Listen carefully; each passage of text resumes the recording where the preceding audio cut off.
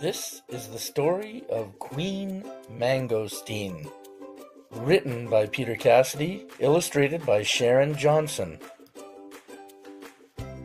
Glorious news had been received and the party preparations had begun. After 15 years of not being seen or heard from, Queen Mangosteen was finally going to make an appearance at the annual Asian Fruit Bowl Ball. Finding a suitable chaperone for the Queen was so important, and candidates from all over the land had come to apply for the position. Both Loquat and Cherimoya had traveled from India to try their luck. Loquat wore a comfortable dhoti, and Cherimoya wore a fancier sherwani.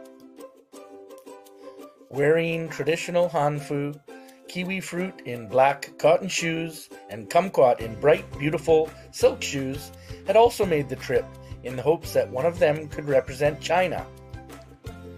The Japanese emperor had asked Mikan and Persimmon to represent Nippon.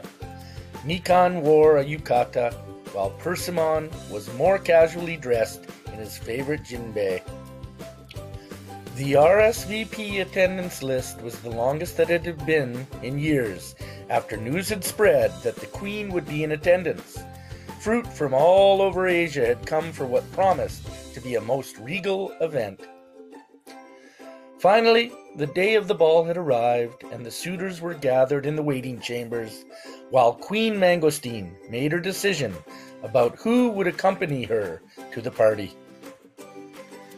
It was made known that the successful candidate's name would not be revealed before the ball. All would have to wait and see for themselves at the event.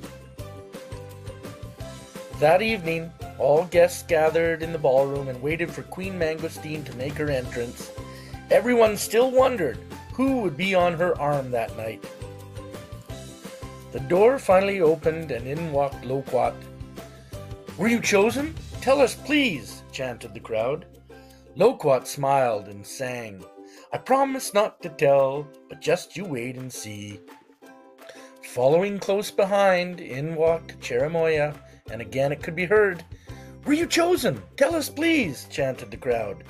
"I was not. You'll have to wait and see," he answered, beaming with excitement. This went on for quite some time, and every time someone entered, the crowd would ask, "Were you chosen? Tell us, please." Mikan, persimmon, kiwi fruit, kumquat, and many other worthy fruits all had the same response, that the crowd would have to wait and see. Finally, a roll of drumsticks could be heard coming from outside the ballroom, and a silence swept over the anxious crowd. The crowd cheered and everyone nodded in agreement as Queen Mangosteen stepped through the archway with Durian, the king of fruits. What a perfect match of grace and strength, everyone thought, as the happy couple made their way to the center of the room. "Let the festivities begin," it was announced, and the music began with Durian facing the Queen with a humble bow. The dancing and laughter went on through the night, and most agreed that this had been the best fruit bowl ball the land had ever seen, thanks to the appearance of the beautiful Queen Mangosteen. I hope you enjoyed this story that showed a little culture around Asia. The types of fruit, some of the clothing that people wear. I would like you to think and talk with a friend or a partner. What is your favorite fruit? Was durian a good choice as the Queen's chaperone? And finally, what fruit would you have invited to the Fruit Bowl Ball?